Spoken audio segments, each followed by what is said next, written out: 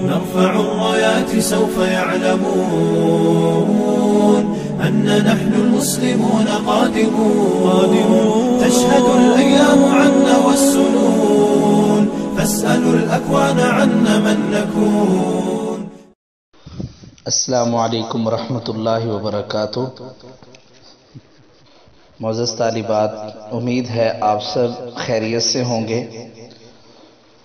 آج ہمارا نورانی قاعدے کا تیسرا سبق اور انشاءاللہ ہم اس میں کوشش کریں گے کہ اپنی اس تختی کو مکمل کر لیں. تو آج ہمارا سبق شروع ہونے جا رہا ہے. عین، عین یہ گلے سے نکلتا ہے حلق سے. عین جہاں پہ وہ ابری ہوئی ہڈی ہے وہاں سے یہ نکلے گا عین. اور جہاں سے عین نکالیں گے اس سے تھوڑا سا منہ کی طرف آئیں تو وہاں سے نکلے گا غین. یہاں سے خا نکلا تھا وہیں سے غین، غین. اور اس کے بعد ہے فا. فا کا طریقہ یہ ہے کہ اوپر والے دانت نیچے والے ہونٹ کے ساتھ لگیں اندر کی طرف. فا، فا جیسے ہم پھونک مارتے نا ایسے کر کے یہ فا. اور اس کے بعد ہے قاف. قاف یہ موٹا قاف ہے. یہ جہاں سے غین نکلا ہے بس اس کے قریب قریب اس کا مخرج ہے قاف. قاف تھوڑا سا آگے آئے یعنی منہ کی طرف تو گلے منہ کے اندر ایک لٹکا ہوا گوشت ہوتا ہے جہاں سے وہ شروع ہو رہا ہے یعنی گلے کی طرف سے وہاں سے یہ شروع ہوگا قاف. قاف. اور اس کے بعد ہے کاف. یہ باریک ہے کاف. اکثر لوگ اس کو قاف اور کاف میں فرق نہیں کرتے. دونوں کے معنی میں بہت زیادہ جو ہے فرق ہے، اس لیے دونوں میں فرق کرنا چاہیے. اس کی مثال میں آپ کو دوں تاکہ بات سمجھ میں آ جائے. ایک ہے کاف جیسے کتاب والا کاف ہوتا ہے، اس کاف کے ساتھ ہے قلب، اس کا معنی ہوتا ہے کتا. اور ایک ہے قلب، قاف موٹا یعنی قاف کے انچی والا جو قاف ہے اس کا معنی ہوتا ہے قلب، اس کا معنی ہوتا ہے دل. تو دونوں کا معنی الگ الگ ہے.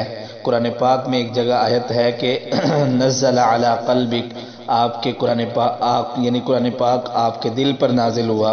تو اگر اس کو قاف اور کاف میں فرق نہیں کریں گے تو معنی بہت زیادہ چینج ہو جائے گا. اگر ہم کاف باریک پڑھیں گے تو اس کا معنی یہ ہوگا معاذ اللہ استغفر اللہ نقل کفر نہ باشد، صرف سمجھانے کے لیے کہ آپ کے کتے پر جو ہے قرآن اترا معاذ اللہ. تو کتنا بڑا فرق ہے. اس لیے میری ماؤں بہنوں اور بیٹیوں، آپ لوگ اپنے بچوں کی تربیت کریں. اور میں یہاں سے گزارش یہ بھی کر دوں کہ آپ صرف سبق سنتی ہیں، سبق سننے کے بعد آپ کو گروپ میں بھیجنے کی بہت جلدی ہوتی ہے. نہیں، آپ کم سے کم 1 گھنٹہ آدھا گھنٹہ اپنے بچے کو پریکٹس کروائیں، پھر اس کے بعد جو ہے گروپ کے اندر آپ بھیجیں. تو کوئی پریکٹس کرتی نہیں اور فوراً بھیج دیتی ہیں، یہ غلط بات ہے. اس لیے ایک ہے موٹا قاف قاف، پھر ہے کاف، پھر اس کے بعد ہے لام، پھر اس کے بعد ہے میم. یہ سارے حروف کھینچ کے پڑھیں. اکثر آپ ہا خا دال دال نہیں ان کو کھینچ کے پڑھنا چاہیے. اور اس کے بعد ہے نون، اور اس کے بعد ہے واو. واو یعنی دونوں ہونٹوں سے یہ پڑھا جاتا ہے، ان کو ہونٹوں کو گول کیا جائے گا واو. اور اس کے بعد ہے ہا، یہ سینے سے نکلے گا. اوپر ہم نے ہا پڑھا تھا، وہ حلق سے نکلتا ہے، گلے سے نکلتا ہے، اور یہ سینے سے نکلے گا ہا. اور اس کے بعد ہے حمزہ، جیسے جہاں سے ہم نے ہا نکالا ہے وہیں سے آگے پھر حمزہ. اور اس کے بعد پھر ہے یا. یا اس کو چھوٹی یا اور بڑی یا نہیں کہتے، بس اس کو یا ہی پڑھتے ہیں. تو آج ہماری تختی مکمل ہو گئی ہے۔